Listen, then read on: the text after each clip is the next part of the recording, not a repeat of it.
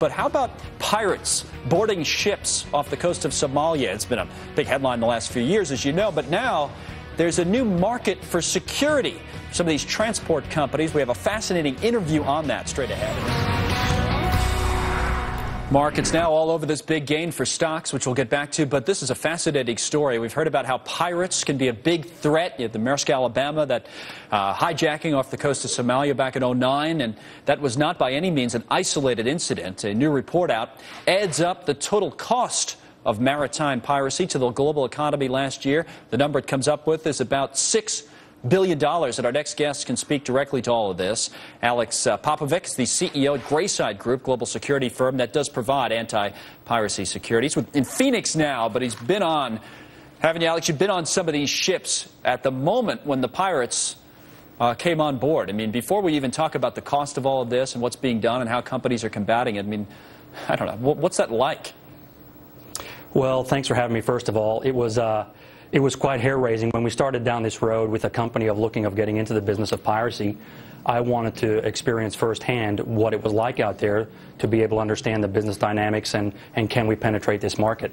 And having conducted 6 transits, we were attacked about 3 of those times. No pirates got on board, thank goodness, but it really gave me some perspective of how difficult it is, how complex the situation is, and really what we need to do to protect our clients' interests as they transit these pirate-infested waters. Because as I said coming into you in the introduction, this is a big money story, and there's a lot of commerce at risk and the $6 billion figure. The other thing that was in that report that's kind of interesting is a projection that there's going to be an 84% decline in piracy, I believe, this coming year. So that must be something that you and people like you are doing right. I mean, what has changed in terms of how we're securing these ships and what we're doing to keep people safe?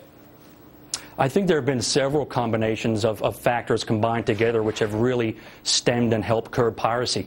One's been private securities with companies such as Greyside Group and our other company, Global Diligence Corp., which actually put men on these ships with armed weapons to actually protect and deter against attacks. Right.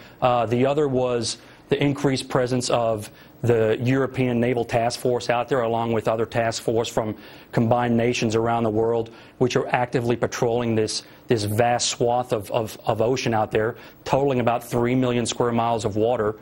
And also pressure from governments in helping trying to prop up the Somali government from the #1 failed state to actually provide other means and avenues for these young pirates to stop this piracy and be engaged in rebuilding their country. The numbers are staggering, and they've been falling drastically, which is a good thing for commerce.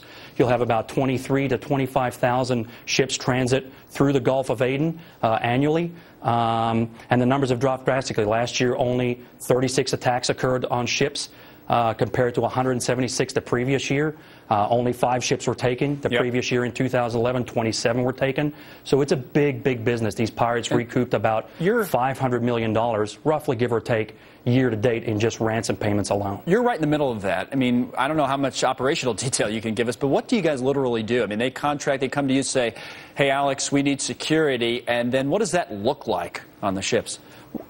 It's quite dynamic. It's quite a lengthy process. There's a lot of licensing involved. You've got multi-jurisdictions. We'll generally go into negotiations with a shipping company who requires our services, and we can do everything from ship audits to check their security of ships when they're parked in the relative safety of a dock somewhere in some coast, or we can actually provide men on the ship with weapons, and they generally embark somewhere in the region outside the area of piracy, and they stay on board, and basically 4 to 6 men protect this ship, sometimes valued in the hundreds of millions of dollars. To give you an example, a crude oil tanker might cost $200 million, and it might be carrying $200 million worth of oil, and 4 to 5 men will actively protect that. The one glaring statistic year to date is that no vessel that has had armed security on board has been successfully pirated by the pirates. There you go. And this is a 100% rate of success for armed security. It's a big-time deterrent. It makes sense. I mean, it's just like bad neighborhoods. You put you increase the police presence, and crime rate goes down, which the statistics have shown over the years. But Alex, thank you. And you have to get everyone involved, like we were speaking about earlier. It's not only the armed security